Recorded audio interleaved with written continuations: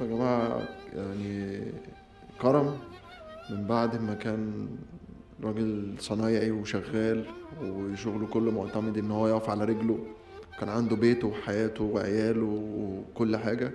كل ده في لحظة اتدمر، مبقاش موجود ولا بقى في بيت، ومراته راحت عاشت عند امها بسبب ان مفيش شغل ولا مصاريف، وعياله برضه متبهدلين من غيره، وهو عايش دلوقتي عند والدته. وكل حلم حياته ان هو يرجع يقف تاني على رجله، وان هو يعمل العملية عشان خاطر يرجع يشتغل تاني. هو مش محتاج حاجة من حد غير ان هو محتاج ان احنا نقف جنبه ونساعده ان هو يعمل العملية. فبإذن الله تعالى اي حد هيقدر يساعدنا ان احنا نعمل عملية كرم يا ريت يتواصل معانا، وبإذن الله تعالى يكون في حلقة تانية في اقرب وقت واحنا عاملين العملية الكرم وهو ماشي على رجله بإذن الله. الموضوع بدأ إن أنا جالي رسالة بتقول إن في شخص حياته اتبدلت بعد ما كان شغال وكانت ظروفه كويسة جدا، أصبح عاطل بلا عمل بسبب عملية اتعملت غلط في رجله، وهو حاليا محتاج تغيير مفصل كامل عشان يقدر يرجع تاني يقف على رجله ويشوف شغل ويرجع عياله لحضنه مرة تانية. والشخص ده موجود في محافظة البحير، علشان كده احنا خدنا بعضنا واتحركنا الصبح بدري على هناك، وبإذن الله نقدر نساعده إن هو يعمل العملية ويرجع شخص طبيعي مرة تانية. يلا بينا نصنع سعادة جديدة. لو وصلنا دلوقتي المكان حالا،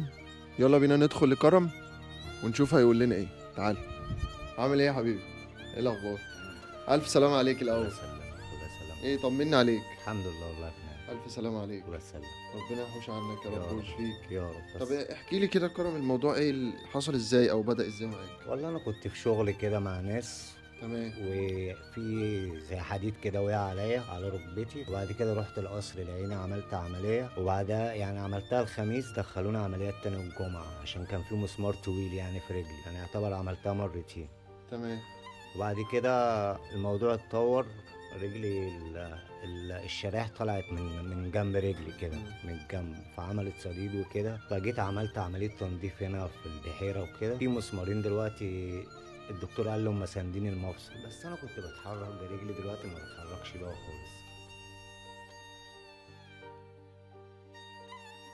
انت فكيت الشرايح اللي كانت راكبه والمسامير كلها؟ فكيت 13 مسمار وشريحتين بس 13 مسمار.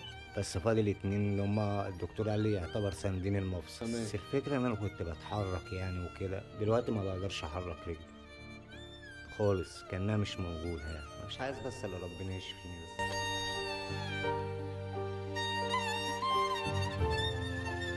بقالي 3 سنين قاعد مش شغال. طب والمصاريف مين اللي بيتحملها كرم؟ والله ربك المستعان بقى، ربك المستعان. طب وانت عيالك فين دلوقتي؟ انت هنا قاعد عند الحاجه صح؟ اه. ومراتك فين؟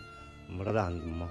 هي اختارت تقعد هناك؟ حصل بقى مشاكل بسبب الحادثة وكده ومصاريف وبتاع. يعني هي قررت تعيش لوحديها بسبب قلة المصاريف وقلة الشغل. الدنيا باظت. وعيالك فين؟ ما يعني البيت اتهد كله. كل الدنيا اتدمرت، انا مش عايز بس اللي اقف على رجلي. القعدة صعبة اصلا، الواحد مش متعود على القعدة، كان بيشتغل بيصرف بتاع، دلوقتي انت قاعد بقالك 3 سنين قاعد مش شغال، وعيال في مدارس، معايا 4 عيال أنا. طب انت اخر حاجة عرفتها ان انت محتاج تعمل عملية تانية في رجلك؟ عملية بقول تغيير مفصل، لأن القصبة بتاعت رجلي دي يعتبر طلعت، يعني هي المفروض تبقى هنا كده، بقت لوحة كده. تمام. بعد كده القصبة دي اتلوحت كده، أنا كنت بحرك رجلي وكده، دلوقتي ما بقدرش أحركها خالص.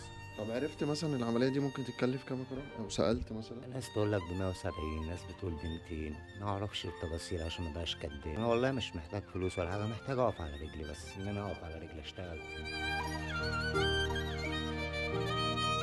محتاج ان انا اقف بس على رجلي. بإذن الله المرة الجاية نتقابل كده واحنا ماشيين مع بعض. يا رب. والله يا رب. والله يا رب.